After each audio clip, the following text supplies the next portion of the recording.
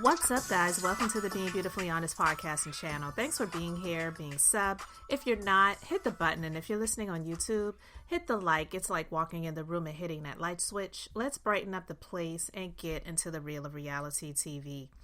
So I know I have not talked much about the Real Housewives of Salt Lake City, but it is one of the shows that I did watch. We saw the fallout with Jen Shah, who is currently serving her time in a Texas federal prison for the fraud that she was raking up and living the life off of these older people's hard-earned, well-deserved money.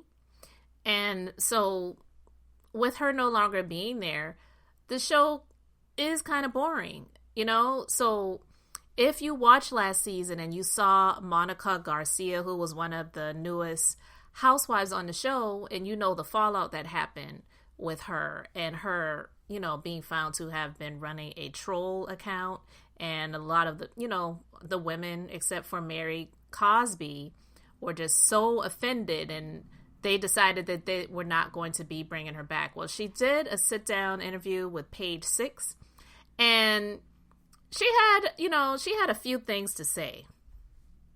So just do want to get kind of like a quick status update. Where do you stand with any of the women? Do you talk to any of them? I know you said you talked to Mary a little bit ago. Does that still remain true? Yeah, Mary has always been incredible. Mm-hmm. She's always been amazing. I can tell she genuinely cares about, she'll just text me sometimes out of nowhere and be like, are you good? She cares about my mental health and well-being. Mm-hmm. I haven't talked to any of the other women. Mm-hmm. They are definitely holding true on their little alliance, their little pact. And I wish them well in hell. But, just kidding. I'm not kidding. I'm so serious. 100% just to piss them off. Because that did not end how it was supposed to end. And it was only because they came together and they said, we're not filming with Monica, and they made their stance and whatever. I think that was a complete disservice to the fans. Mm-hmm. I think people would have loved to have seen the fallout of coming back together and seeing how that would have all played out. I mean, it's kind of like, not reading the last chapter of the book. Yeah. So yes. I think they did a disservice to fans, and, we didn't get to see that. I have to agree with her. As messy as people may say that she made for good TV. She is really what brought the ratings. And even if she was running this troll account, the woman has real life messy issues, real stuff that I felt made for good TV. And the fact that she also was Jen Shah's assistant, and I feel she also helped to take her down. Not saying she was she pissed me off, I'm coming for her, I'm going to take her down. But no, she saw some things that were going on, and she had a conversation with someone. They were like, yeah, she's going to prison, stay away from her. And look, it happened.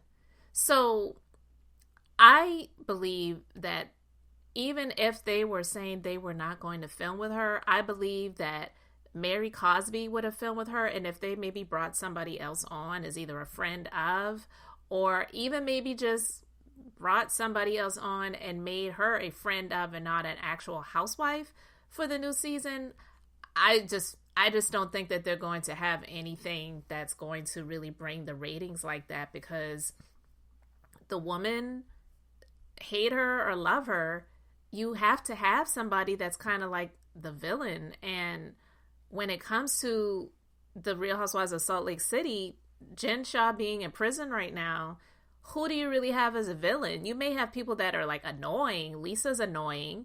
Meredith, I like her, but her voice is annoying. You know what I mean? The other chick, I can't even remember her name. The Greek woman, forgive me, I can't remember her name. The one that's married to the man that it's questionable whether he's straight or not. You know who I'm talking about. If you watch the show, you know. Who really is the villain? And I'm not saying that you want someone just to be on the show to be a villain, but when it comes to the Real Housewives, what really is there if everybody's just chummy and getting along, and there you may have a little petty argument here and there, but because of how far along these shows are in since they started back in 2008, or actually before 2008, when the Real Housewives period started, because the Orange County Housewives were the first of all the franchises. They were the first. That was back in 2006, 7, something like that. And here we are in 2024. So things have changed. They've had to kick things up a notch. And so it's just not the same as it used to be, but everything changes. Nothing stays the same. And, with that being said, let me know what you think about what Monica had to say. And do you feel like they messed up by not bringing her back in some capacity? Because I think Mary Cosby may be coming back as a housewife next season. So they could have maybe just brought her back as a friend of, because she said that Mary reaches out to her and talks to her. And, Mary doesn't care about what any of these women think about her. So I think they're doing a disservice by not bringing her back. And Mariah Huq, she had some things to say about the RHOA producers and this situation that ultimately got Kenya fired from at least this upcoming season of RHOA. Who knows if it's even going to ever happen at this point in time. Why is it that now everybody get fired? If you don't have rules in place, then how can you hold people accountable? It's bullshit. Let's keep going. We need more. No, seriously, Buffy. They don't have any rules. How they gonna hold her accountable if they set all the stuff up? Who set up the posters of the? Why is? Nah. As much as I like Mariah, girl, this ain't it. Because the fact of the matter is, what Kenya did, she is a grown woman. And I don't want to hear anything about, well, production this or production that, because there are just some things that you just should not go that low for. And with that being her business, her baby, her legacy, she never should have brought that there. So she took some time to throw some shade at Bravo, and Page 6 had the exclusive shade. So Kenya, she took to Instagram and she had a little statement. She said, "My life is blessed. Myself and my daughter will continue to thrive in a non-toxic environment where we feel appreciated and, most importantly, protected. Thank you, God, for covering us." Well, see, while I can appreciate her showing strength and not buckling under the pressure to cry woe is me in the public to the viewing audience of her Instagram and her, whatever other social media platforms that she is on, while I can understand and respect that, I don't respect the fact that she's saying, in a non-toxic environment, because, girl, if they didn't fire you, you'd still be in that toxic environment, right? So it's cool to be in a toxic environment as long as you're getting paid. But when they decide to cut the cord, then it's a toxic environment. And see, that's one of the issues that I had with NeNe. I know I hear people saying they need to bring NeNe back. This is the open door for her. NeNe tried to tell y'all a long time ago about Kenya, blah, blah, blah, blah, blah. And some of those things may be true. Her coming back, I don't agree with whatsoever, because there are other things that NeNe said and did that I just believe that ship has sailed. She just needs to go ahead and light the match and burn that bridge, because ultimately I believe it's been burned anyway. So I feel that, this is sort of similar to after NeNe was no longer with it. It was all the negative things were coming out after the fact, but we weren't hearing about this while you were there. So I just don't respect that. And I get it. We live in a world where, everyone for the most part is self-serving, because we're all going to do the best to protect ourselves and keep ourselves safe, make sure that we're good, make sure that we're eating, make sure that we are thriving as much as we possibly can. So most people are nervous about, just causing waves and looking like you're becoming a problem because you're complaining or you're bringing up issues.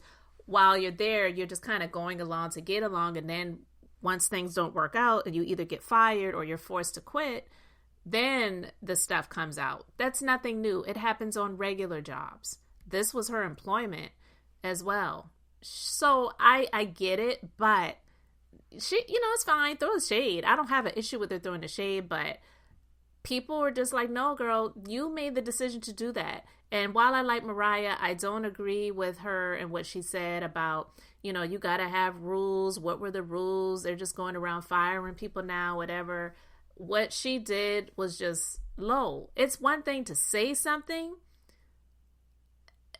but it's another thing to allegedly show images, possible video stills or whatever. I don't know. But even if you're just mentioning it, there's a time and place for everything. And that was not the place to do it. So while I do feel that she was trying to do something that was going to be memorable, maybe a little bit salacious, so it would ensure that her salon was showed on the upcoming season, because she claimed that they did film it last season, but they did not show it on the show because maybe they felt like it was just a little bit too kumbaya, congratulations, we're so happy for you, and hugs and kisses and let's celebrate. So they saw that as boring. So maybe she felt like, well, I have to do something that's going to, give them something to talk about and also give them a reason to show it on the show.